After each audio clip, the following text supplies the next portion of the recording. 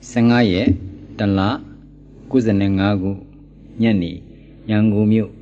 Mogo Batana Tiazin and Longazin Piamboy Pajuji doing Kamtana Saria Sero Udamatara Shintumia Hocha Ato Kananya DTPO Prisa Tamupani Tessali Batiaro I deave much. Deave and along to inch. Yashin Gurum Yaji, Lusanda on the Biataro Mugede. Eat a Mukanda Rigusia, look between and Kandanya, this are sight. Ah, so much, Jesu the Shimogo Sat of Yaya Ubanidia Utita. All this upset the neighbor and but the beetle. Be shelling be valley made, Ponido Maniga, Manet Baima. Neighbor and but the behogeraga. That deity you baby pair, you boy, you may hoge valley. Neighbor, my body babu, dinero neighbor and but the beetle. In yonder shelling like me, look so Japan, no? A lulu horala, a mishilu horala. A Mabugo eggy was a psiga piashin coat of Yaji psida, no? Labjin Mimbida Bugu, a pside, Luizia, Mazia, Chosia, Chosia, Mishigu, Somjapa.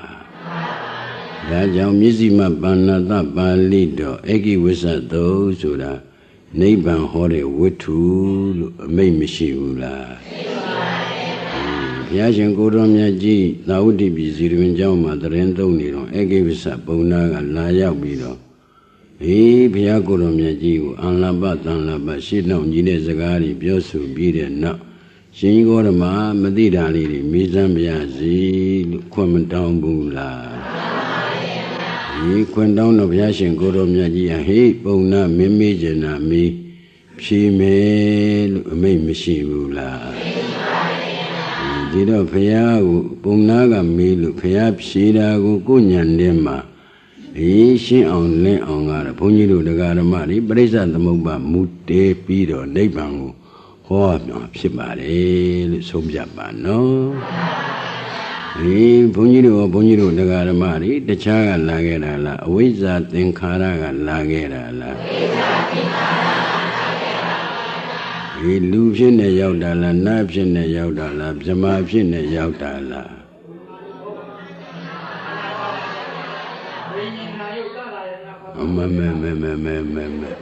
Sa Dokin Noganiji, Miyamaboya, Kusi, young not beyond Davi. No, young beyond Davi, Majada would the big bite of me. Pony the Mediva, well, I bear pony me out well, I don't know, G like that. Oh, told you a lega can know that one, no man go to Joal of your home. A young not beyond that, no? Do pony way, I don't imagine Nafula. You know that I've got to do a sorry at last out. Do you know there will be Piamano? Ha! Don't cover. Anyhow, Luvian knives of Jamapshin and Yaudesa, the woody design in the daughter, among other of you. We using down beyond the winning Nayutala and Apata, we did not bound like the child like Kanda Navala. Rabian the jobs of my Piala Panzina, wizard in Karaga, D down Nala. And D down Bukula, the Mala. Shibolare Kandangavagala Bukula Damala. The Udio Depsison la Kanda Yare Bukudan Psison. The Kanda Yare Buku Manga, Wizard and Kana Didon Nabo. The junction like that, Nandia Wizikisa Matibula. Eh, Yaujari, Maymari, Ludi, Nati, Jamari, Buku, that was the moody design in the Biola, among Parmanda design in the Jara, Kanangava Matula.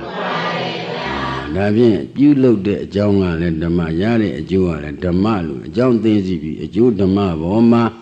by my name and Somjana and the Chadira, Teka, Dati, Tira. John the Madi, Judah Madego, Tay the one like it. Tay the one Malaita day and Tatara deity Messimbula. You let there, John the Madi, a Tay the one and Malanyado lebe 30 Avian of Jesu Mapula. You know 30 Avian Jesu Bubu did all, oh, say that deity you Messimbula. Punjuru the Gadamadi, Nana Junesium, Seadune Sono. Namani doing deity Wizikasa, Dina and the Puktarabia. Era without demanding Dasiam Yaga, Sula, Nodaban, Mukula. Ye the one of water, Belivaraga, Big Delu, Sunya, Dole, Widnadaya and Tanalali Umen, no? Ye Tanala Ubaran Kanivamala. Ye Kamababisia, Zadi, should have seen indeed, yeah. Rajan Sado, Amadam, says Najine. Mahatoda Mamsha, homemade, Mamishibula. Davia Mahatoda Mansura, neighbor Mimbima Mahatoda Mamshima, no? Davia neighbor Mimbongo, Yagorom Yaji, Minda Lubes, of Yagile, Kana Wemachaya, Tugore, Mamimula, Miendwa. Dabi Miende Bugu, a Hora, Luizia, Mazia, Chosia, Chusia, Shiba, Mala. Edima, Egi was up, Punaga, Piagorom Yaji, Mila Daga. She got a mad, Yona Logagia, Mie, the la, number de Memula. Pia, Nadi, you may you have she may be Ula. Mie is in the Chala Tatra dating. Nadi you may use that the chat deity berala, Tatra deity belaida. Olympia you at the chat berala, deity is you berala. Olympia to be that kitchen the book of manga, he the chat beamala, deity is you beamala. Deity you pay nine mother, Olympia so mago, be what lekame. Paya Soma Biwa Lekan Bogua, the Chalambo Yamala, Megan Lambo Yamala.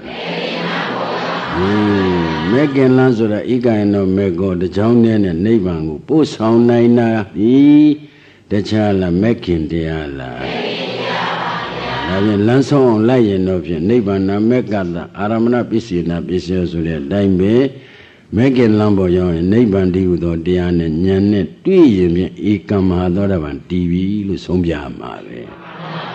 Ravi, the Megan Lambo Yabuya, the Brusoma Lekanya. Yasoma Lekanyan Nebugu, the Bay you Sinti on Loa. Lady, you Sinti in Bagu Nale on Juzam. Rajan di Bresa the Mobago, Nevan Dwan Yibo, Siaroga, Paul Soma Big about it. No? Yana Samira, Davi, she got a mad, a young and Lokagia, Mamievula, Nambane Mamievula.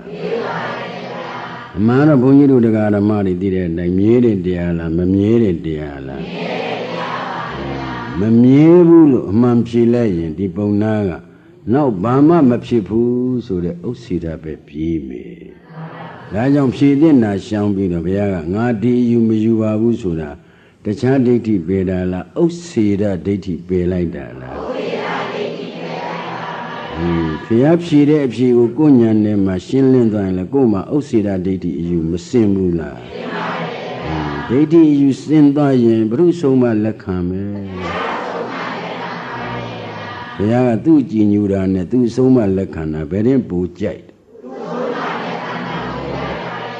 Rajan deity Simuya, Yawalansu, Okong Mila, that the deity Emian Shama Quazula, Pia, Kamarubo, Balota Naresula, G. Hola, Seja the Kuala, the Kuna, the Kujama, Lani, Big Town, who were young in Kamaru, Hola, Chanda Zayam, the Joe Dim Colivia. Meow Mimbo, down Yandu, Twizy Biabido, you are your late Buddha. They were long and do gone to Twizy Jaro.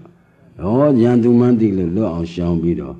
You are young, Kong at Twizy Biabido, a young Mapula Buddha. Oh, တရိစ္ဆာန်ဘောတောင်ဘလောက်ခန္တီပါရမီပြည့်စုံတယ်ဆိုတာတွေးကြည့်စမ်း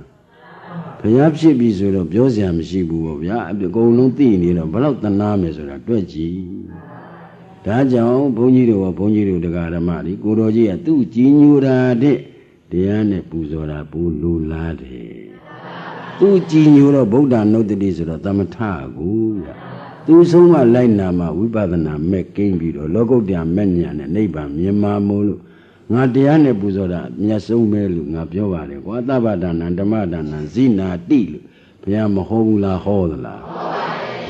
ပူဇော်တကပူဇော်တဲ့ထင်းမှာပစ္စည်းလေးပါပူဇော်တာနဲ့တရားနဲ့ပူဇော်တာဘယ်နဲ့ကပူမြတ်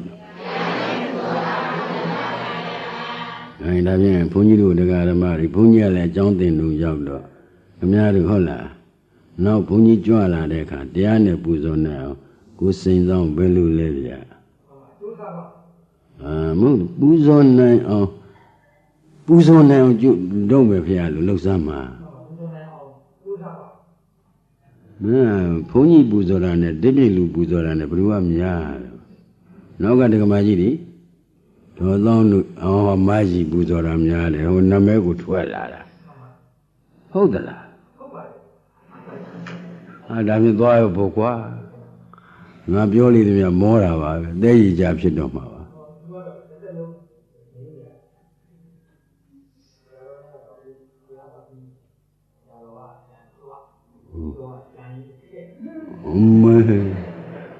မကြောက်ခါနဲ့လိုက်ခဲ့ပါလို့ခေါ်တော့ခုအဝတ်ကပြောင်းသွားပြီခင်ဗျားတို့အမြင်မှာ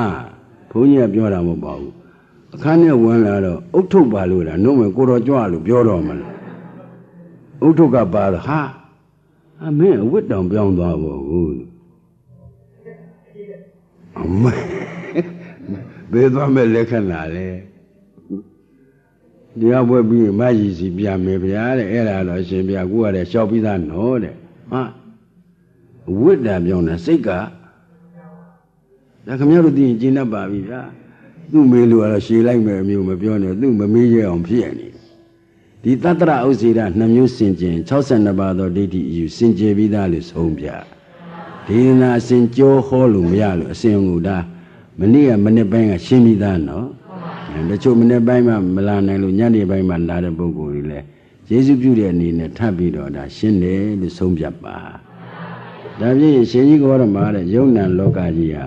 မြဲကြည်တလှဲ့မမြဲကြည်တလှဲ့လားတချို့မြဲတယ်တချို့မမြဲဘူးဆိုတဲ့ဧကိစ္စရတတ္တရဒိဋ္ဌိနဲ့မေးလို့ဘုရားကငါဒီယူမယူပါဘူးကွာလို့အဖြစ်မပေးဘူးလား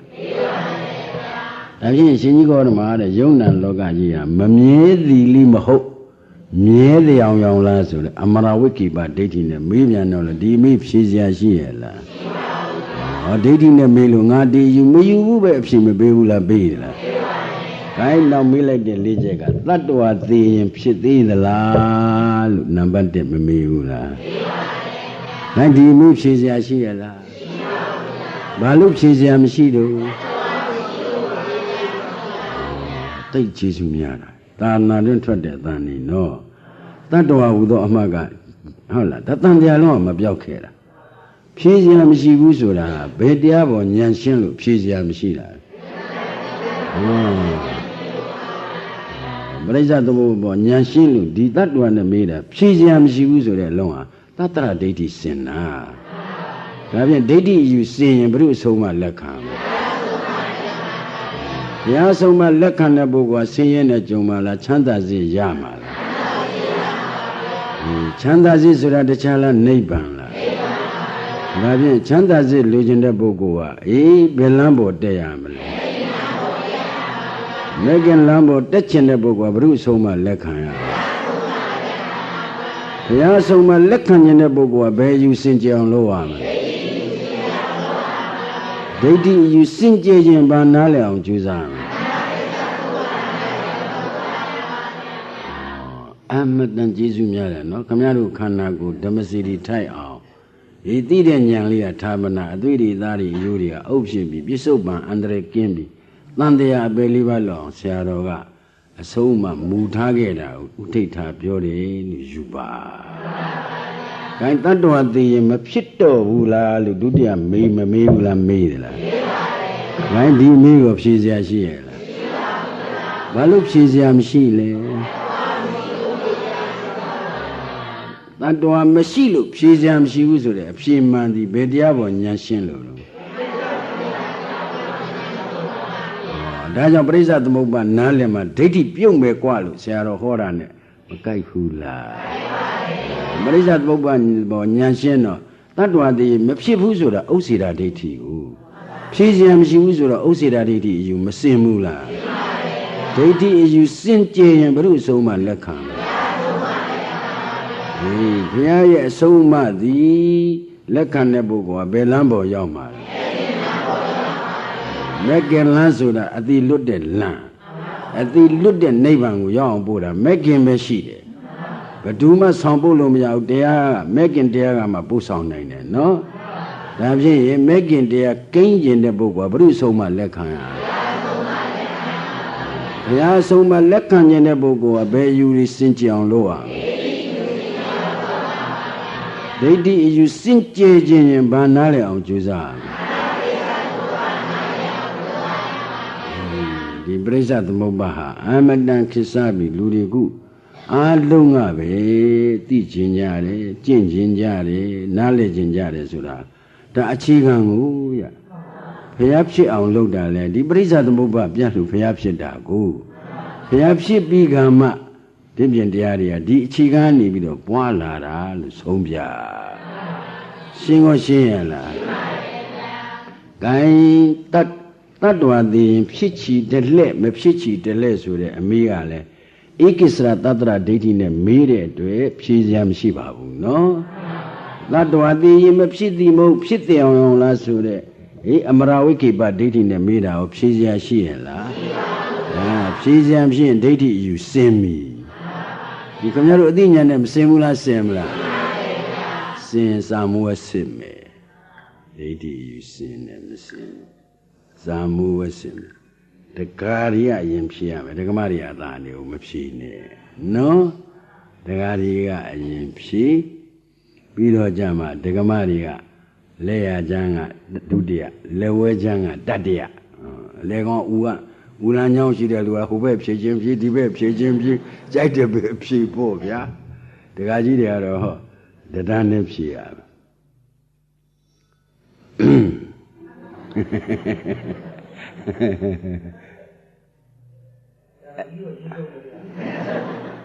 မင်းသာသူခူးဆိုင်နားထောင်ပါပဲမင်းတုံကျင်တုံမတုံကျင်နေ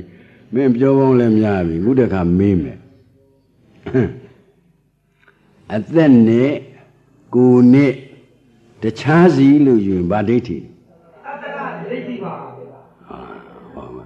အဲလဲရဘက်ကဒကမာကြီးတွေဟောလဲရဒကမာကြီးတွေဟောအကုန်စာမိုးရအောင်နေဟုတ်အတ္တမင်းရှိရဖြီလူပေါ့လीမိကုန်းပေါ့လေမလှဲ့ပဲနဲ့စင်းစင်းလေးမေးထားလို့မင်းလှည့်လိုက်ရင်ငါမင်းတယောက်တည်းဖြေမယ်ဆိုငါမေးချင်သေးတယ်အသက်ထွက်တယ်ဆိုတာတတ္တရဒိဋ္ဌိအသက်နဲ့ကိုယ်နဲ့တခြားစီဒီကိုကြီးထားပြီးအသက်ကလေးကထွက်သွားတယ်လက်ပြလေးကထွက်သွားတယ်ဆိုတတ္တရဒိဋ္ဌိပေါ့အသ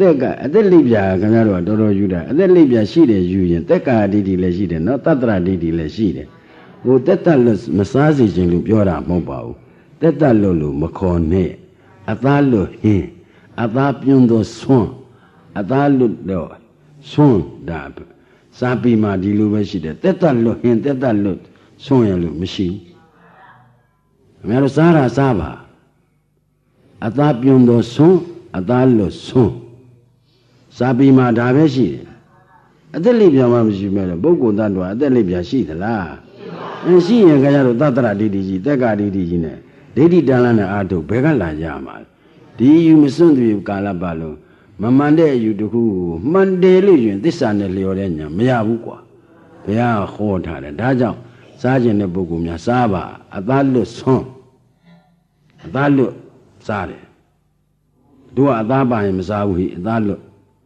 ဘုန်းကြီးတို့လည်းဒီသက်သက်လွတ်ဟာ3နှစ်ခွဲ4နှစ်လောက်စားဘူးတယ်ဒီလူကိုတရုတ်ဘင်းစားလေးဖြစ်သွားတာဘောင်းစားနေကြအစာမဟုတ်တော့ကြငပေါင်းကျော်နဲ့စားရလို့စားရ bé giò ne giá lu giá the khali si san sa piu ngayuti atong giò ne giá lu giá bao so ro da sa ma ji de no sia ro Ukodita ye nong do Utumna sia ro Utumna pyin do ma ni sam mong bé phaya ho lu long da kha mya mì ti bu le lo ai lo giá me pyo de ja ni ho Pali do shi ko ma shi Devata ka taung na de phaya khwet ma pyu bu de ke lu ko no ko shi de ko la ka ma ho ma phyaw su lâu lại nó đã đi nằm mấy trái nó mà sao không cô gì vậy à cô ban đầu cô vào gì đó này thôi này đâu sao vậy bây giờ gì vậy mà một phần này đó bao nhiêu đó nó cô gì đó anh thôi là này ai lúc đó anh đôi boy đó là chắc là đó anh này lòng mùi đâu ấy đây là cái club những cái gia đình xí bia này đối với là xí anh này gì em rồi anh sao không nào khâu lo cha lo shin cuk ka tat lo sa da di don da tat lo be pyo da be a tha lo di ba ni ma pyo da pu tat lo sa da be chou li ba li shin no be chou li ne si li ne sa li ne jan ne ba la le lu de ma sa li jai li tu lo ji sa da ko sein tong lo pokko ri ne du ha ye sein tong tat lo sa la a tha lo sun lo sa baပြင်မဖြစ်မှာမို့ဒီရိတ်သားကိုကပြောနေတာတက်တက်လွတ်စားတဲ့လူလာစင်းပေးပါဆိုဘယ်ကလာတက်တက်လို့อ่ะမရှိမှမရှိတာကြီးအသားမစားတဲ့ပုဂ္ဂိုလ်များလာစင်းပေးပါပြင်မဖြစ်မယ်ပြီးတော့လှူပြန်တော့ရတဲ့ဥစ္စာကုံတယ်ပြောတဲ့လူကပြောနေတယ်ကိုချင်းပြီးတော့မင်းကွာမိုးကိုရိတ်သားခဏဆွန့်ကြွေးကြတာဘယ်တော့ကုံလုံးလဲဆရာတော်ကခလူတာရတယ်ပြောတယ်ခင်ဗျားတော့ဘယ်တော့ကုံလုံးဆိုတော့ပြောင်းပြန်ကိုပြောနေအမြဝေလို့သာဓုခေါ်တော့တဝက်မရဘူးလားကုံတဲ့ပုဂ္ဂိုလ်ကပေးနိုင်တာလားရတဲ့လူကပေးတာလားဟာဘုန်းကြီးတွေကသူတို့ဘိုက်အောင်သူတို့ရက်တယ်လို့ဒီလိုတော့မထင်နဲ့နော်ဟိုရတာကိုရမှန်းသိစေခြင်းလို့ပါရှင်းရောရှင်းရလားဒီတော့အေကိဝိဇ္ဇာအရှင်ကြီးတော်မှာတဲ့တပည့်တော်မေးတာတွေတော်များပြီယုံနာလောကကြီးမြဲသလားမမြဲဘူးလားမြဲကြည့်တယ်လဲမမြဲကြည့်တယ်လဲမမြဲဘူးမဟုတ်မြဲတယ်အောင်တတ္တဝါသိရင်ဖြစ်သေးလားတတ္တဝါသိရင်မဖြစ်တော့ဘူးလားတတ္တဝါသိရင်ဖြစ်ချီတယ်လဲမဖြစ်ချီတယ်လဲတတ္တဝါသိရင်မဖြစ်တည်မဟုတ်ဖြစ်တယ်အောင်မေးတိုင်းရှင်ဘုရားငါဒီအယူမယူဘူးကြီးပဲဖြစ်ပြီးတယ်ဘာဖြစ်လို့ရှင်ဘုရားကဒီအယူတွေမယူတာလဲချုံးမိတော့အဲ့ဒီအယူတွေကကွာတဲ့ဒိဋ္ဌိတိဟူသောခရီးကဲဒိဋ္ဌိတိဟူသောညှောင်သက်သင်းတရားဒိဋ္ဌိတိဟူသောဥပါဒံတရားဒိဋ္ဌိတိဟူသောဂန္ဓာယခိဒိဋ္ဌိတိဟူသောမေတ္တာဖူရမို့လို့ငါဒီအယူမယူဘူးခင်ဗျားတို့သာမင်ညတင်နာရှေးတုန်းကခင်ဗျားတို့ကဒိဋ္ဌိဘာသာဝင်ဒီဒိဋ္ဌိခင်ဗျားတို့ကဒိဋ္ဌိရှိတဲ့ကိုမယူစဉ်းစားဟမ်ဘုကျုပ်တို့ဗုဒ္ဓဘာသာမှာဂိုင်းငါပြုရင်ငါရတယ်ဆိုတော့အောက်တန်းတရားဗာဒိဋ္ဌိငါပြုပြီလေဟုတ်ချင်မှဟုတ်မှာပါကွာဆိုတော့လေဗာဒိဋ္ဌိကိုယ်ဒိဋ္ဌိရှိတာတော့မသိဘူးသူများကလည်းညှို့ထိုးနေတယ်ဘယ်တော့မှသူများလည်းညှို့မထိုးနဲ့ကိုယ့်အပြစ်ကိုမြင်အောင်ကြည့်ကြသူများအပြစ်ဘယ်တော့မှမပြောနဲ့ခွင့်လွှတ်လိုက်ကိုယ့်အပြစ်ကိုမြင်အောင်ကြည့်ဒါမှကိုယ်မကိုပြင်လို့ရမှာပေါ့သူများအပြစ်ပြောရင်အဲ့ဒါရံပွားလိမ့်မယ်ကိုယ့်အပြစ်ကိုမြင်အောင်ကြည့်လို့ပြင်နိုင်ဟောရံမငြိမ့်ဘူးလားငြိမ့်တယ်လားဒါကြောင့်ကိုယ့်အပြစ်ကိုမြင်အောင်ကြည့်ပါကိုကလည်းအဆုံးမခဲဆုံးလို့ဘုရားကအတ္တဟိကိရဒုတ္တမောလို့သေချာဆိုထားတယ်အဲဒါကြောင့်ကိုစိန်တော်မင်းအပြစ်ကြည့်တာနဲ့သူများအပြစ်ကြည့်တာမင်းဘယ်ရင်အများအများအပြစ်ကြည့်တာများပါဘူးသွားပြီညှော်လင်းခြင်းဖြူကြောက်ခဲရည်ကြတာမှပြန်ပေါ်မှာမဟုတ်တောင်ထွန်းတော်မြုပ်တဲ့ထဲနေမှာစဉ်းစားဒကံနဲ့ဒကမဘ누구ကပြောများတော့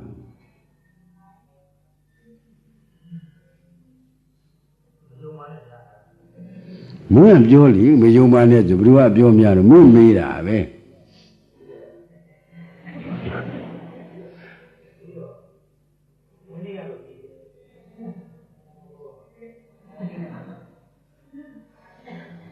တတိကိုမရှိငကိုကြောက်ကိုပင်ကိုကြောက်မကြီးကြောက်ခြင်းကြောက်ပါဒီပြင်လူတော့မကြောက်ပါနဲ့ပြောပါဘယ်မှာပြောလို့တက်တည်ပြီးနိုင်လားတက်တည်လက်တည်မရှိရင်မင်းလိန်ပြောတာပဲ那等那个东西考上标的时候的话，到了必须录播，那该干要拉没做了。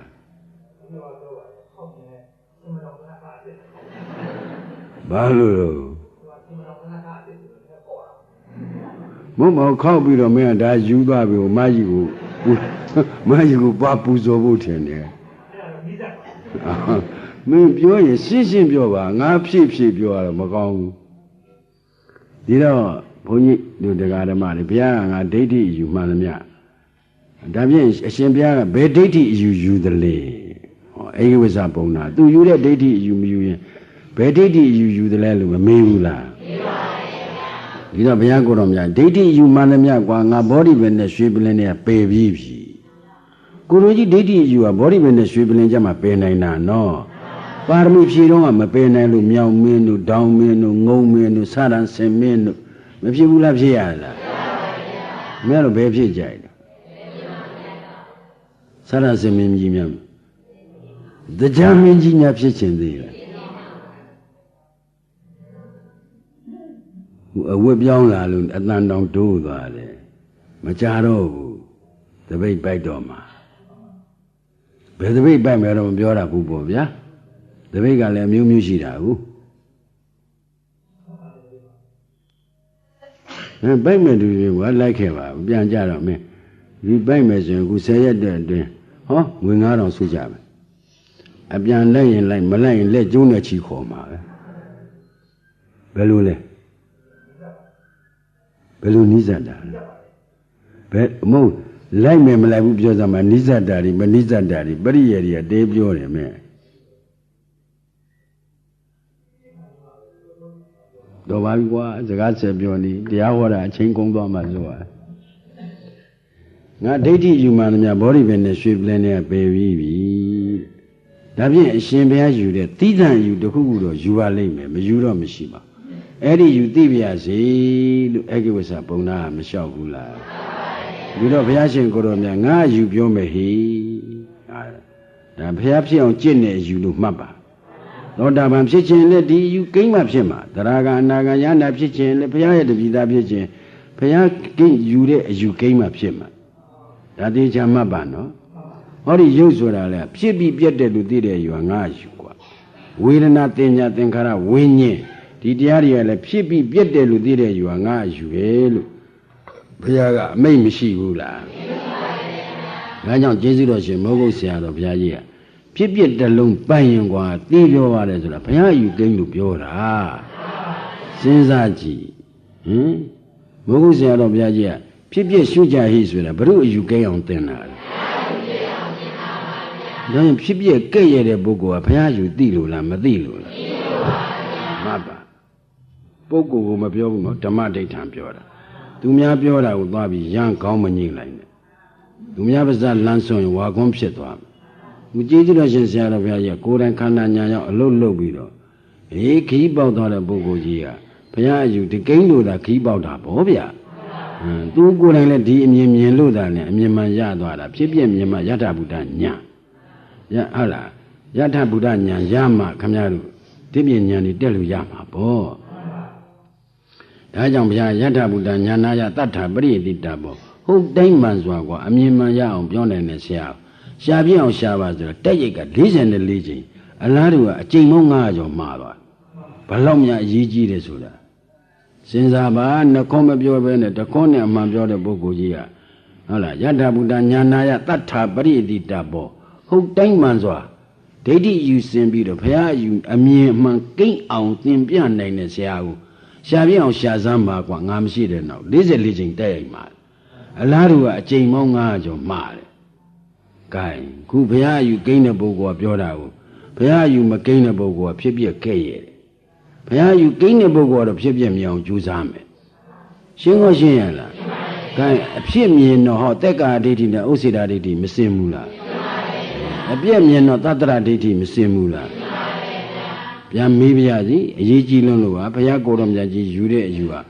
ဘာကြောင့်ဒီအယူယူတယ်ဆိုတာကိုခမရတို့ဉာဏ်ထဲမှာဆုံးဖြတ်နိုင်အောင်လို့ဟုတ်လားအဖြစ်မြင်ရင်တက်ကာဒိဋ္ဌိနဲ့ဥစ္စေတာဒိဋ္ဌိစင်တယ်ဖြစ်လာတာဓမ္မကိုဗျာဟုတ်လားလူဖြစ်တာလားအကြောင်းတစ်ခုကကျေစုပြုလို့လား ဒါဖြင့်ကျေစုပြုတယ်လို့အကြောင်းကကျေစုပြုလို့ဖြစ်ပေါ်လာတယ်လို့သိလိုက်ကြတဲ့ကသက်ကာယဒိဋ္ဌိနဲ့ဥစ္စေတဒိဋ္ဌိမစင်ဘူးလားဒီပြည့်စည်သွားတာသိလိုက်တော့ခိုင်မြဲတယ်ဆိုတဲ့သတ္တရာဒိဋ္ဌိယူလို့ရသေးလားအကြောင်းဖြစ်ရင်အကျိုးဖြစ်အကြောင်းချုပ်ရင်ဒါသေးသေးချာချာမှတ်ပါဒီအမြင်မြင်ရင်ခမရတို့သိခြင်းတယ်လို့သိမူသိမေ့သိမျောသိဒီကံဤဆိုတာမပြောနိုင်ဘူးပေါ့ဗျာသို့တော့နတ်ပြည်6ဓာတ်တစ်ခုခုတော့ရောက်ချင်းသောတာပန်တည်မယ်တရားဟောဆရာမလို့မနေ့ကယုံကန်းနဲ့သွားတယ်ဥဋ္ဌအတွင်းမှုဥကြော်ညွန့်နဲ့ဘုန်းကြီးနဲ့စကားပြောရင်ပေါ့လေအန္လပတန်လာပါပြောရင်တယောက်နဲ့တယောက်ခွဲပေးမယ်ဗျာလို့ခဏပါလို့ဒီကမှကွဲမှာပါဆိုတော့အရှင်ဘုရားအရင်သိတဲ့သူကနောက်မှသိမယ်တဲ့နေစမောင်ခမရကအသက်ကဘယ်လောက်ကျုပ်ကအသက်ကဘယ်လောက်တို့မဟုတ်လေတဲ့သိချင်းသိအရှင်ဘုရားသိနေနဲ့ဟိုကစောင့်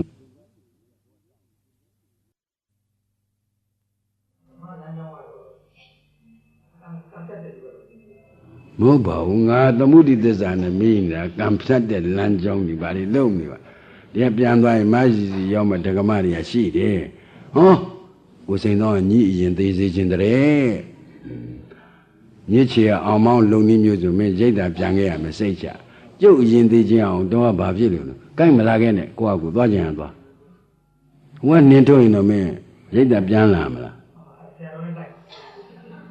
ဟိုကနင်းထုတ်ရင်တော့မနေရင်တော့မနေတော့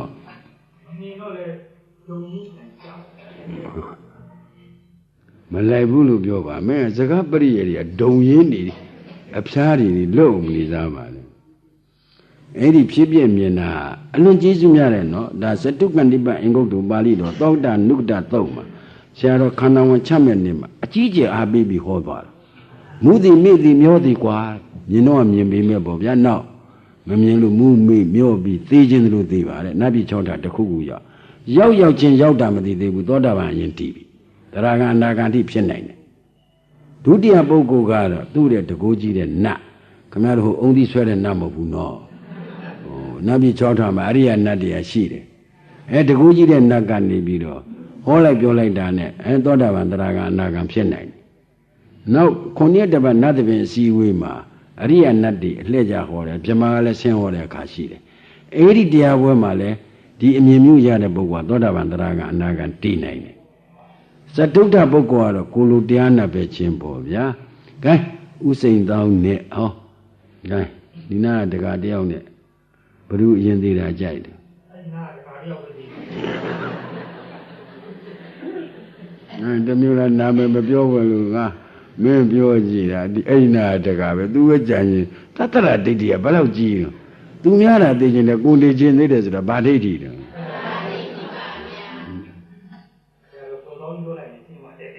ဟမ်ဘုဒေါသောင်းကိုမပါဘူးဒီနာတကာရီနဲ့လို့ပြောတာဘဲကတာမင်းဒေါသောင်းနဲ့ရန်တိုက်နေလို့မင်းနဲ့မတည်တိုင်းငါကြီးရန်တိုက်နေစဉ်းစားအလွန်ဒီအမြင်မြင်ရင်ဆရာတော်လက်ခမောင်းခတ်ပါကွာငါသိတပိတ်မသွန်းမာရအောင်မှာခဲ့ပါမြင်ရင်တော့တကယ်မြင်မှမှာ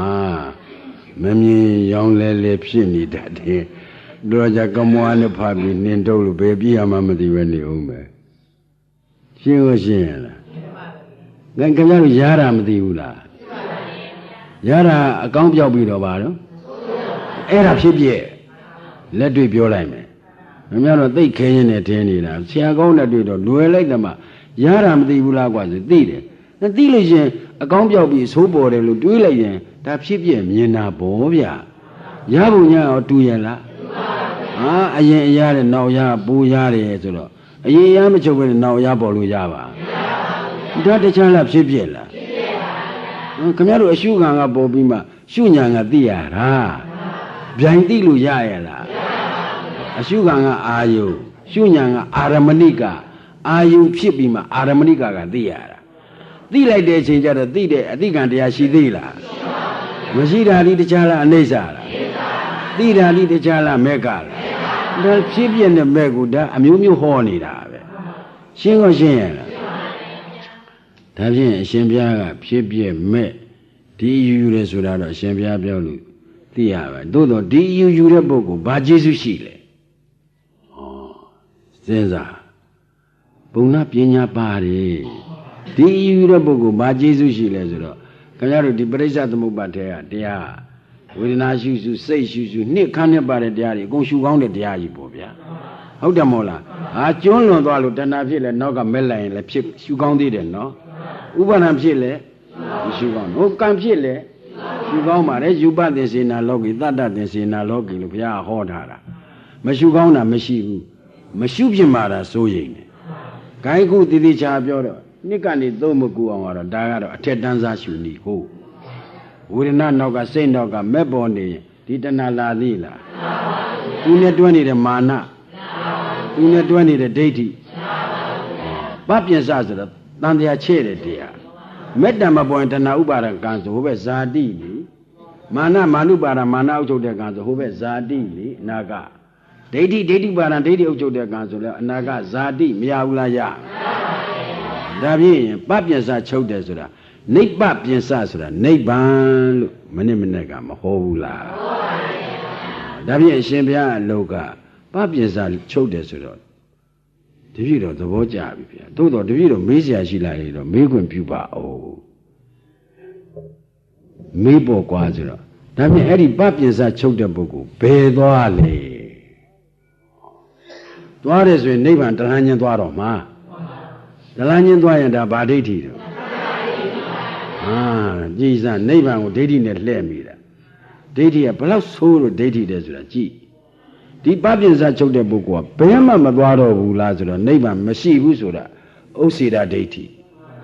သွားကြည့်တယ်လဲမသွားကြည့်တယ်လဲလားဆိုတာဧကိစ္စရာသတ္တရဒိဋ္ဌိ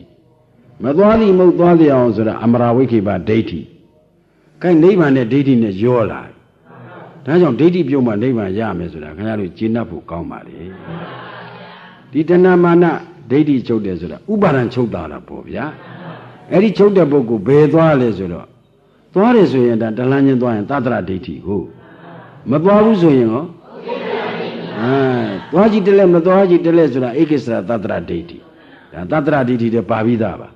မသွားသည်မဟုတ်သွားသည်အောင်ဆိုတာအမရာဝိခေပဒိဋ္ဌိဟုတ်လားအဲ့ဒီလိုမေးနေတော့ငါဒီအမေးမျိုးကိုဖြေလိပြောလိဟောလိမရှိဘူးဖြေခြင်းမှမရှိပဲနဲ့သွားတယ်လို့ပြောရင်လည်းသူသတ္တရဒိဋ္ဌိရွှေဘုံရွှေနှမ်းဖြစ်သွားမသွားဘူးဆိုရင်လည်းယုံနာချုပ်ပြီးဘာမှမဖြစ်ဘူးဆိုတော့လေဥစ္စေတာဒိဋ္ဌိဒီတော့အဲ့ဒီတဏမာနဒိဋ္ဌိချုပ်တဲ့ပုဂ္ဂိုလ်ဘယ်သဘောရောက်တယ်ဆိုတာမင်းသိခြင်းရင်တာမြင်ညဆရာသမားတို့စိကလို့မရဘူးကွာပရိစ္ဆသမုပ္ပါဆက်ပုံဖြတ်ပုံနားလေတဲ့ဆရာရှာပါလို့မျက်စိမှာပဏ္ဏသပါဠိတော်အကိဝိသသုံးမှာကိုတော်တိုင်မိတ်မရှိဘူးလားဆက်နေရင်ဒုက္ခဘူးဗျပြောင်းလို့တာကတခြားလားမက်ကလားဒုက္ခဆက်ပြတ်သွားတဲ့သဘောကတခြားလားနိရောဓလားဒါဖြင့်နိဗ္ဗာန်ပရိစ္ဆသမုပ္ပါပြတ်တဲ့ထဲမှာဝင်နေတယ်ဒီကဖြည်းပြဲမဲဆိုတော့ gain မက်ကဖြတ်လိုက်တော့ဒီဘက်ကဒုက္ခဆက်တဏှာမချုပ်ဘူးလားချုပ်လားတဏှာနိရောဓနိဗ္ဗာန်ဥပါဒာနိရောဓနိဗ္ဗာန်ကာမဘဝနိရောဓပေါ်လာလိုက်တာတခါလေပြတ်တဲ့ထဲမှာနိဗ္ဗာန်ဝင်လာတာရှင်းကိုရှင်းရလားဒီတော့ပရိစ္ဆသမုပ္ပါဆက်ပုံပြတ်ပုံနားလေတဲ့ဆရာရှားกว่าတန်မြင်ညဆရာသမားတော့ဒီတဏှာမာနဒိဋ္ဌိချုပ်တဲ့ပုဂ္ဂိုလ်ဘယ်သဘောရောက်တယ်ဆိုတာမပြောနိုင်ဘူးသို့တော်မဲ့ငါဥမာလေးနဲ့ပြောပါမယ်ကွာဆိုပြီးတော့ဘုန်းကြီးတို့တရားဓမ္မတွေအရှိဘက်မှာမိတောက်နေတယ်ဆိုကြပါစို့ဘာကြောင့်တောက်တုံးလို့မေးရင်ဘယ်လိုဖြေမလဲလောင်စာရှိလို့မျက်လောင်မြင်မိပေါ့ဗျာနောက်ချီလောင်ဝါလောင်ဘုခင်များတို့လူဘဝရတော်တာလားလောင်စာနဲ့မိတွဲနေတာနတ်ဘဝဗြဟ္မဘဝလည်းအရတော်တာလားလောင်စာနဲ့မိတွဲနေတာခန္ဓာလောင်စာထင်းခင်ဗျားတို့ဝန်ထဲမှာကိလေသာကမိထင်းနဲ့မိနဲ့တွဲနေတာမင်းသိပြီတဲ့လောင်စာနဲ့မိတွဲနေတာမင်းသိသွားပြီမင်းအဲ့ဒီမိဘယ်ချိန်ငိမ့်မလဲกว่าလို့မမေးဘူးလားမေးပါတယ်ခင်ဗျားတို့ဘယ်ချိန်ငိမ့်လို့ လောင်စာကုန်ရင်ဒါလောင်စာနဲ့မရှိရင်လောင်စာသိမ့်လို့မိငိမ့်တာမရှိဘူးလားရှိရမယ်ဆန်းကျင်ပဲဆိုတာရှိမြဲပဲပူတာရှိရင်မှောင်တာရှိရင်ဥပမာထင်ရှားအောင်လို့ပြောတာနော်လောင်စာနဲ့မိတွဲနေတော့အဖြစ်ကောင်းလားအဖြစ်ဆိုးလားလောင်စာကတခြားလားဒုက္ခသစ္စာလားလောင်မီးကတခြားလားသမုဒယသစ္စာလားဒါဖြင့်ကျုပ်တို့ပရိစ္ဆသမုပ္ပါဝိုင်းပြီးပြေးနေတာလောင်စာနဲ့မီးလောင်ခံပြီးပြေးနေရတာလူဘဝရောက်တော့လဲလူကိလေသာမီးကလောင်တာနတ်ဘဝရောက်လဲနတ်ကိလေသာမီးကလောင်တာတရားမင်းကြီးဖြစ်လေလောင်စာနဲ့မီးတွဲနေမှာစัจ java လေးဖြစ်လေဘယ်ဖြစ်ကြိုက်အဖြစ်မကြိုက်မှာအပြည့်မတွေ့မှာခုခင်ဗျားတို့ကအဖြစ်တော့လောင်စာကြိုက်တယ်လောင်မီးကြတော့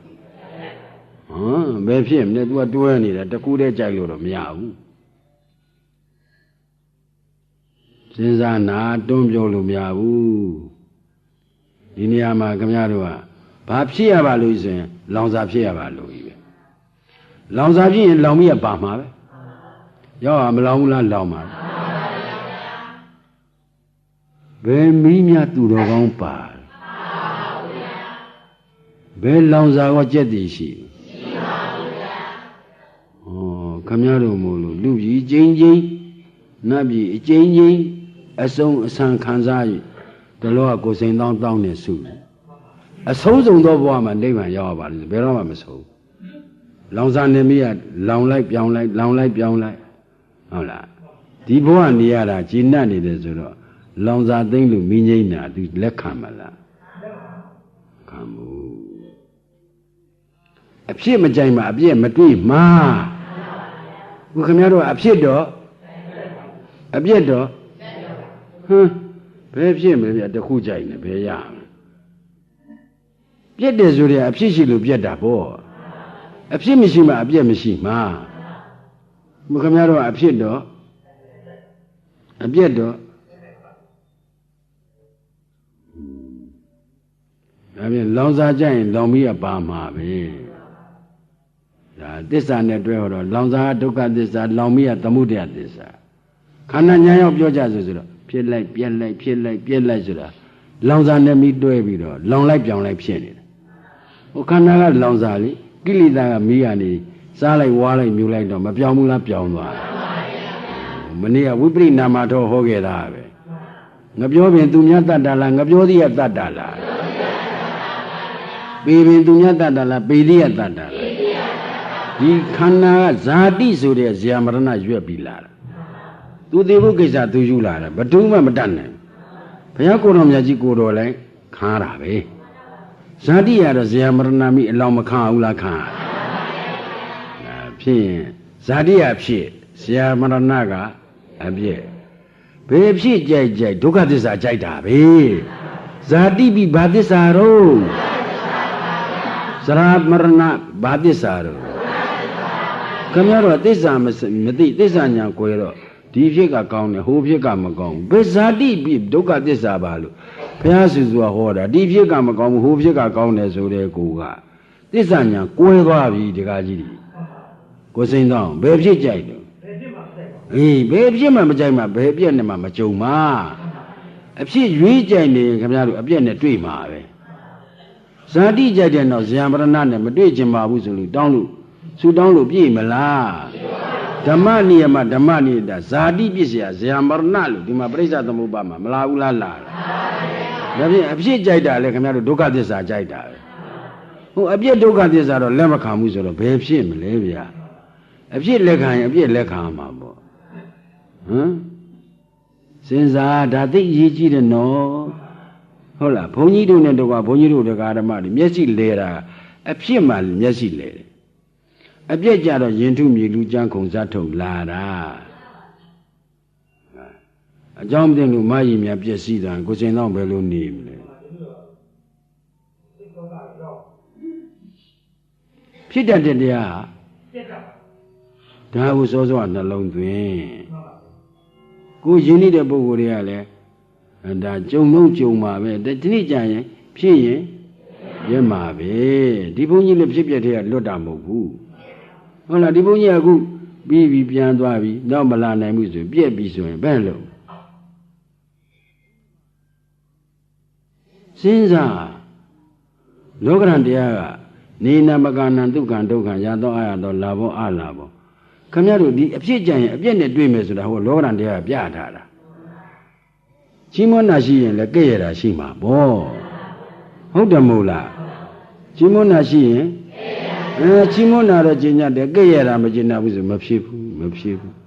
လောကရန်တရားရှိနေပြီသားကြီးမွန်းတာကအဖြစ်ကဲ့ရတာကအပြည့်စဉ်းစားဘယ်ဖြစ်တွေ့ပြက်မှာပါကွာဘုရားအခိုက်တန်လေးပါဖြစ်တာလေးဖြစ်ပြီးပြက်မယ်ဆိုတာတစ်မှာဖြစ်နှစ်မှာချုပ်တာပဲဘယ်ဖြစ်မြတ်တည်မြဲနေတယ်ခင်ဗျားတို့အဖြစ်ကြိုက်နေတာတခြားလားတတ္တရဒိဋ္ဌိလားအဲ့ဒါကြောင့်ဒီတတ္တရဒိဋ္ဌိကအပြစ်တော့သေးတယ်ကျွတ်တောင်းဝင်ဖို့သေးတယ်ဆိုတာဟိုနေ့ကတမင်္ဂလာခံဟောထားတာဒီကိစ္စပြောခြင်းလွန်းလို့ကျုပ်တို့မျက်စိလဲတာအဖြစ်မှလဲတာနော်ဟုတ်လားအပြစ်ကြတော့ရင်ထုမြေလူကြမ်းခုံစားထုံလာတော့တာဘယ်သူမှအဖြစ်ကြတော့လေဖြစ်ခြင်းလောက်ဖြစ်စမ်းသာသမီတိုးခြင်းလောက်တိုးမြည်ဒီမြစ်ဒီတိုးကြည်နပ်နေတာတရားပြည့်စည်ပြီဆိုမျက်ရည်စက်လေဘလူကဘာဖြစ်လို့အပြုစုကဘယ်နဲ့ကြောင့်ဘယ်လူညာလူစင်ကြီးတွေကိုလာတော့တာပဲနေတာတွေကိုမဟုတ်ဟိုဖြစ်တတ်တဲ့တရားပြည့်မှာပါလို့ပြောတာပေါ့ဒီတော့ခန္ဓာညာရောက်ဖြစ်ပြဆိုတာတခြားလားလောင်စာနဲ့မိတွဲနေတာအဲ့ဒါလူတိုင်းမြင်တာလားတဲ့မဲ့ခင်၅ပါးကိမ့်မှမြင်တာလားဒါကအာယုဒါကအာရမဏိကနော်မြင်တဲ့ညာကအာရမဏိကလောင်လိုက်ပြောင်းလိုက်ဖြစ်လိုက်ပြက်လိုက်ဖြစ်လိုက်ပြက်လိုက်ကအာယုဒီအာယုမပြပဲနဲ့ဒီဘက်ကအာရမဏိကသိတဲ့ညာပေါ်လို့ရပါဒါပြန်ဖြစ်ပြနေမဲ့နဲ့မခွဲနဲ့မခွဲပဲနေရင်ဒီဖြစ်မှုပြက်မှုဟာဖြင့်ဩကိုမွေးပြီးကိုသေးတာပဲခင်ဗျားတို့သူများသေးတာတော့ကြောက်သေးတာ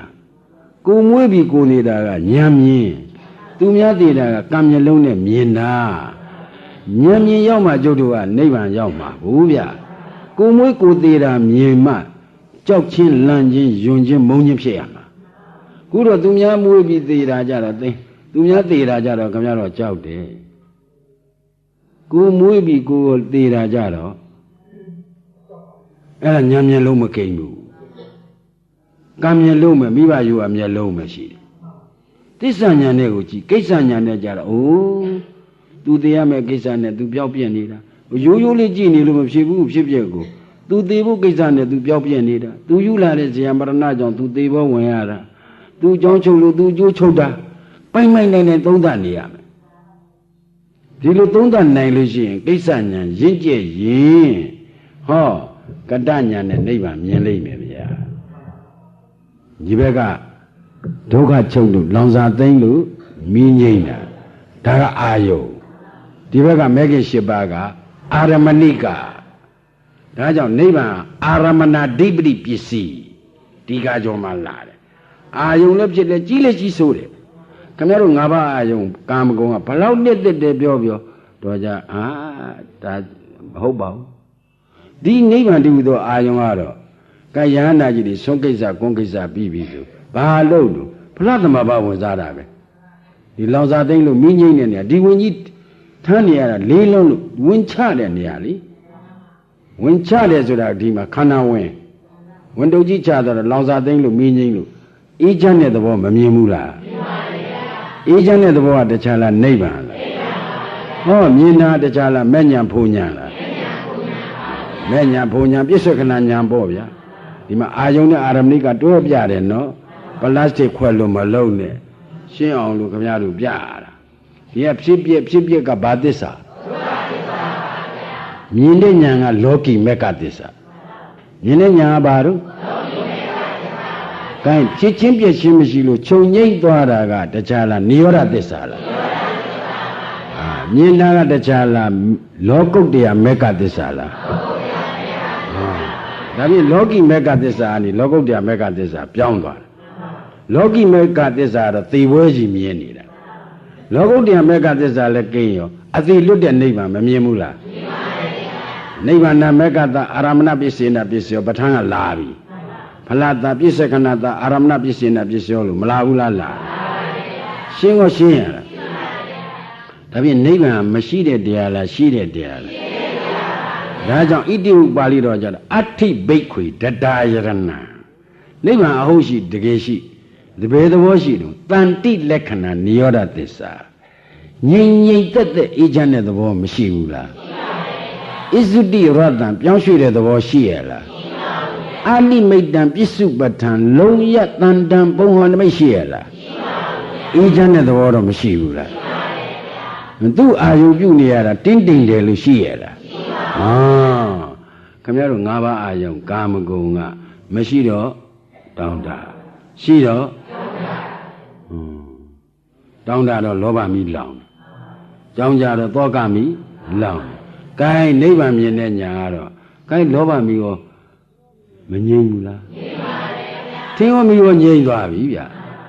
သောကမီရောငြိမ့်ပါတယ်ဗျာဟောဒါအေးချမ်းတာမတွေ့ဘူးလားတွေ့ဒါဖြင့်ဘုံနံဗိမာန်သဘောရှိတာလားအေးချမ်းတဲ့သဘောရှိတာ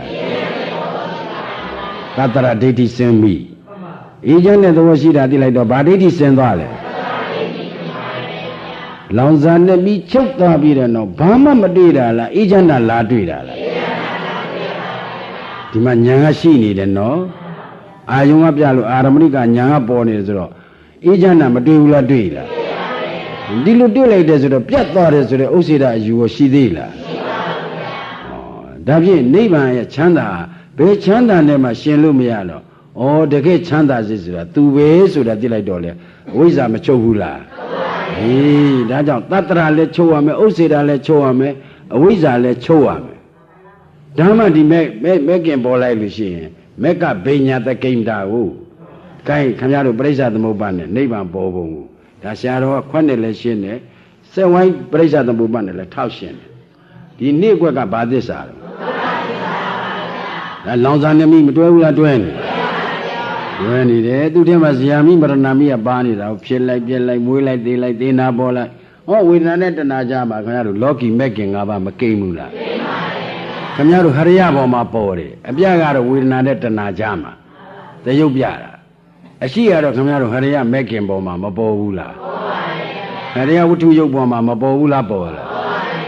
တယ်ကဲဒီက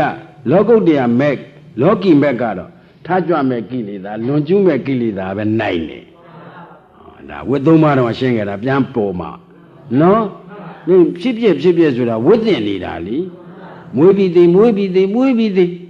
နာယီမဆိုင်ဘူးမိနစ်မဆိုင်ဘူးစက္ကန့်မဆိုင်ဘူးမွေးတယ်တစ်မှမွေးနှစ်မှသေပြီအသေးစောနေမစောဘူးလားစောလားတကားအေးအဲ့ဒီမှာဂိုင်းဟောဒီကဖြစ်ဝိပါကဝကြည့်မကျွတ်တာကအနုတ္တယကိလေသာမစင်ကြယ်လို့အနုတ္တယကိလေသာသူ့ကျေစုပြုထားတာကိုဗျအကျိုးတရားဖြစ်မပြတ်ပေါ်နေတာအနုတ္တယကိလေသာတတ္တိယမရှိဘူးလားရှိနေဒါဖြင့်လောကုတ္တရာမက်ကအနုတ္တယတိကိလေသာလဲတတ်လိုက်ပါရောဒီဖြစ်ကြီးကညအောင်မှမချုပ်ဘူးလားချုပ်တာအကြောင်းတတ်လိုက်တော့အကျိုးမသိဘူးလားသိပါဟာဒုက္ခတွေချုပ်သွားပြီဖေဒုက္ခတွေချုပ်သွားပြီဆိုတော့နှစ်ကွက်ချုပ်အောင်ရှုနိုင်ရင်သဥပါဒိတိသာနိဗ္ဗာန်ခန္ဓာရှိတော့လှမ်းမြင်ရတာပေါ့ဗျာမဲ့ညာဘုံညာနဲ့လှမ်းပြီးတော့မြင်ရတာနိဗ္ဗာန်သဘောမရောက်သေးဘူးနော်အမြင်ကနိဗ္ဗာန်ပဲရှိသေးတယ်အရောက်နိဗ္ဗာန်ကြတော့ကိုင်းခင်ဗျားတို့ကသောတပတ္တိမဲ့ရပြီလေဆက်ကြိုးစားတော့ဟိတရာဂအနာဂယန္နာဖြစ်ပြီဆိုပါစို့ဖြစ်သွားတော့ကိုင်းဒီတဏှာမချုပ်ဘူးလားလုံးချုပ်သွားတာနော်ဟုတ်လားဝိပဿနာရှုလို့ချုပ်တာလားအမြစ်ပါသေးသွားတာလားဒါဖြင့်ဒီအမြစ်သေးတော့ဒီတဏှာဥပါဒံချုပ်သွားတော့ဘာသစ္စာသေးသွားတော့ဒါဖြင့်ဒီဇာတိဇာမရဏဆိုတဲ့ဒုက္ခသစ္စာပေါ်เสียရှိသေးလားရှိပါဘူးဒါကြောင့်အဇာတိန်ဆိုတာနိဗ္ဗာန်အဇရံဆိုတာနိဗ္ဗာန်အမတံဆိုတာနိဗ္ဗာန်အဲ့ဒါကအနုပါတိတိတနိဗ္ဗာန်သဘောရောက်သွားတာပရိသေရိနေခြင်းကင်းသောအိုခြင်းကင်းသောနာခြင်းသိခြင်းကင်းသောဟာနိဗ္ဗာန်ဆိုတာအဲ့ဒါမလေးတန်ရမှနိဗ္ဗာန်သဘောရောက်မယ်ခင်ဗျားတို့ပထမမဲ့ဒုတိယမဲ့တတိယမဲ့ ရနေတော့သဥပါရိသေသနိဗ္ဗာန်ဇဒုဋ္ဌမဲ့လည်းသဥပါရိသေသနိဗ္ဗာန်မြင်ရတာခန္ဓာရှိနေတော့ဆိုတော့ခန္ဓာဘာသစ္စာတော့နိဗ္ဗာန်ကနိရောဓသစ္စာပဲလက်ခံမလဲဗျ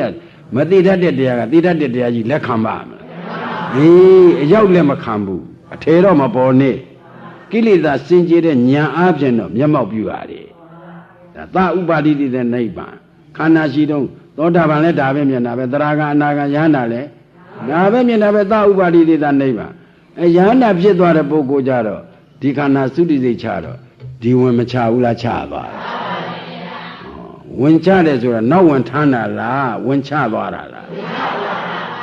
ဘဝနတ်ထံပြန်တော်မူတယ်ဆိုတာဒီဝင်တို့လူဝင်တို့ချပြီးနောက်ဝင်တို့ထမ်းတာဓမ္မသဘောပြောတာနော်ဓမ္မဒိဋ္ဌံပြောတာနော်ပုဂ္ဂလဒိဋ္ဌံပြောတာမဟုတ်ဘူးနော်ဘဝနတ်ထံပြန်တော်မူတယ်ဆိုတာက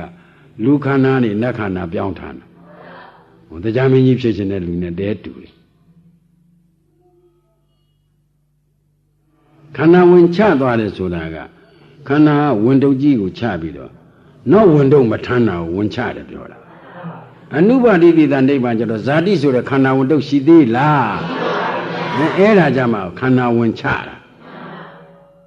သောတာပန်သရဂံအနာဂံတီတောင်မှခန္ဓာဝင်ချတယ်လို့မပြောနဲ့ဘူးဝင်တုပ်ပြောင်းထားအောင်ပါသောတာပန်ဒီလေခုနဘဝသုတိရှိသေးတာကိုသရဂံကာမရာဂပြပါဒတဏုဂရပါတယ်ဆိုတော့သုတိမရှိဘူးလားရှိလားအနာဂံကြတော့ကာမ7ပုံနာသူကကာမ9ပုံပေါ့ဗျာသုတိမလာတာသုတ္တဝါဒကြတော့ तू ကကြိုက်သေးတယ်ဗျာတို့ဒုက္ခတင်ညာဒုက္ခစိတ်တာကကြံတာဟုတ်ရ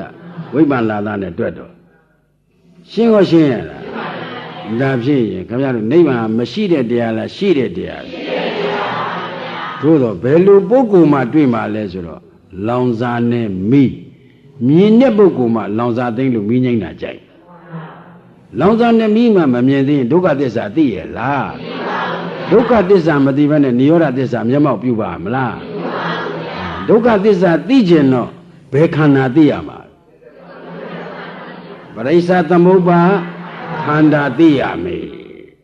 ဒါကြောင့်ဒီခန္ဓာမပြောက်စေနဲ့လို့မလစ်စေနဲ့လို့သတိပေးတာဒီခန္ဓာပြောက်သွားရင်သွားပြီခင်ဗျားတို့နိဗ္ဗာန်သွားလမ်းကွယ်ပြီကံပေးတဲ့မျက်လုံးနဲ့မြင်တဲ့ခန္ဓာသူ့ချစ်စရာကောင်းတယ်သူ့မုန်းစရာသူ့သားဖြူတယ်သူ့သားညူတယ်သူ့သွားပုံကပဲလို့သူပြောပုံကပဲလို့ရှုပ်ချက်ကိုခတ်လာဉာဏ်မြင်ခန္ဓာကြတော့မြင်ငါရှိသည်ဖြတ်ဆိုသေတာစောနေမြင်တယ်လို့ပြောတာရှိသည်အသေးမစောဘူးလားစောနေဒါဖြင့်ဉာဏ်မြင်ခန္ဓာတော့အသေးလဲနေတာခင်ဗျားတို့ကံပေးတဲ့မျက်လုံးနဲ့မြင်တဲ့ခန္ဓာတန်တတိဆက်နေတာမလေးအဲ့ဒီလူပြောက်သွားတာတော့ခုနေကိုစိန်သောမေးကြည့်မကြီးရုပ်တယ်မင်းတွေးကြည့်စမ်းမြင်ရလားလို့မေးမြင်ပါတယ်ဗျာကံပေးတဲ့ခန္ဓာကိုမြင်တယ်အရိယသူတော်ကောင်းတွေကြနောက်ကြောင်းပြန်တွေ့ရမှာရှက်တယ်ဉာဏ်မြင်ခန္ဓာရတဲ့ပုဂ္ဂိုလ်တွေကြရှင်းတဲ့တကကြည့်ပါလားသူနဲ့ပေါင်းသိမှုတဲ့ဘိက္ခုနီမ900တရားမဟောခြင်းလို့တပိတ်ဖုံးဆရာရှိတယ်သင်္ကန်းချုပ်ဆရာရှိတယ်ခကြီးထွက်ဆရာရှိတယ်နဲ့ကြီးညင်းနေတာအဲ့ဒီဘိက္ခုနီမ900လဲသူမဟောဘဲနဲ့ကြုတ်ကိုမကြုတ်ရှင်သာရိပုတ္တရာဟောလဲဘာမှမရှိဘူးရှင်မောဂလန်ဟောလဲမဖြစ်ရှင်မာကတ္တဝကြီးတို့သွားဟောလဲမဖြစ်နောက်ဆုံးကြတော့ဘုရားကကြွတန်းအောင်မဲ့အလှဲ့မြင်တော့ဟေးဒီနေ့တရားဘိက္ခုနီမတွေဩဝါဒပေးဘူးဘယ်လိုတုံးกว่าရှင်နန္ဒကပဲဗျာသူနဲ့သူ့လက်ရောက်တိုင်းတပိတ်ဖုံးဆရာရှိတယ်သင်္ကန်းချုပ်ဆရာရှိတယ်ဘယ်တော့မှမဟုတ်ခေါ်လိုက်กว่าငါမယ်ဘုရားမေဆိုတော့မလွန်ဆိုင်တော့လာတော့ဒါကိုယ့်လည်းကိုဟောဖို့กว่าတယ်ဘယ်သူများပဲပြီးလို့ဖြစ်မှာဒီတော့ဘိက္ခုနီမကြောင်းရောက်တော့ခြီဆေးပြီးတော့တပိတ်ကလေးဘေးချပြီးငါတော့တရားဟောရမယ်နားလဲရင်လည်းနားလဲတယ်ပြောနားမလဲရင်လည်းနားမလဲဘူးလို့ပြောဟာဘယ်ကိုယ်တော့မှမပြောဘူးဒီကိုယ်တော့မှပြောတာသူတို့အကြောင်းကျိုးကဆက်လာတာဘူးဟုတ်လားသူမဟုတ်ရင်ဟိုမှာသောတာပန်ပဲဖြစ်ဘူးသရဂံအနာဂံယန္တာမဖြစ်ကိုယ်ရည်ချက်တိုင်းတော့ခင်ဗျားတို့ရည်ချက်ကယန္တာဖြစ်ရင်တော်ဗလားသောတာပန်လောက်ကျင့်တတ်တာလားဒကမာကြီးတွေကလာထားစမ်းမအောင်ရှင်းပိုင်းကကိုစိန်သောင်းကသောတာပန်ဖြစ်အောင်အရင်ကြိုးစားဘူးမဟုတ်ဘူးကြိုက်တာမကြိုက်တာမေးတာပါ ခဲ့ပြီမမေးတော့ပါဘူးကွာနိုင်ဒီစားကုန်မှဆိုရပါလေအဲ့ဒီတော့ဘိက္ခုနီမတွေဟောတော့အဲ့ဒီနီးကိုမိုးကုတ်ဆရာတော်ဘုရားကြီးကရှင်နန္ဒကဟောတဲ့နီးကိုမိပြီးဟောပါတယ်လို့သူကိုယ်တိုင်မိတ်ရှိတယ်အဲ့ဒါကြောင့်ဒီအမေးဖြေနဲ့ဟောတော့နားမလဲရင်အသာတိုးသွားနားလဲရင်အသာကမြိုင်းတာနားမလဲရင်နားလဲအောင်ပြန်တူပြန်ဟောနားလဲရင်ရှေ့တဲ့ဒီလိုဟောနည်းကြောင့်ခုကျေးဇူးတော်ရှင်ဆရာတော်ဘုရားကြီးပနဲ့ချခဲ့တဲ့တရားဟာဂဏိတိုင်အယောင်မမိန်တာပဋိသန္နားလဲအောင်ဟောနိုင်လို့အယောင်မမိန်တာပဋိသန္နားလဲအောင်မဟောနိုင်ရင်ဘလောက်ပင်တရားကကောင်း냐တော့လေပဋိသန္နာမလဲရင်နားမလဲတဲ့ဥစ္စာဘယ်သူကြိုက်မလဲဟုတ်တယ်မို့လားအဲ့ဒါကြောင့်ရှင်နန္ဒကနီးကိုယူပြီးဟောတယ်လို့